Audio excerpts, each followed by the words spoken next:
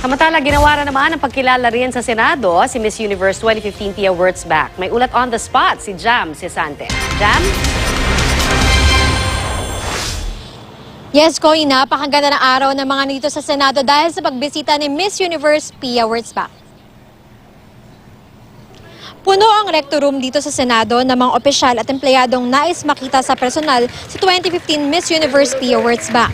Ipinesenta ni Senate President Franklin Drilon at Senador Sonny Angara kay Pia ang Senate Resolution 1698 na pinupuri siya para sa kanyang tagumpay sa Miss Universe pageant. Sa sobrang dami ng tao, nagbiro si Drilon na kahit sa mama sa panuhiring ay hindi napupuno ng ganoon ang kwarto.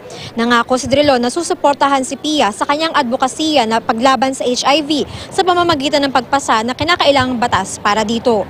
Nagpasalamat naman si Pia para sa pagkilala ng Senado. Isa raw karangalan na ikatawan ng Pilipinas sa Miss Universe at ipinagmamalaki daw niyang isa siyang Pilipina. Excited na raw si Pia para sa kanyang parade mamaya at nais na raw niya makita ang lahat ng kanyang mga taga-suporta. At yan muna ang latest mula dito sa Senado. Connie? So, Jam, para lamang din sa kaalaman ng mga motorista, no? So, anong oras magsisimula nga muli yung kanyang parade? At syempre doon sa Sofitel manggagaling, hindi ba? Yes, Pia, sa pagkakaalam natin nga sa may Sofitel manggagaling yung parade ni Pia at after lunch around 2 o'clock I think yung magsisimula yung kanyang homecoming parade. Alright, maraming salamat, Jam Cesante.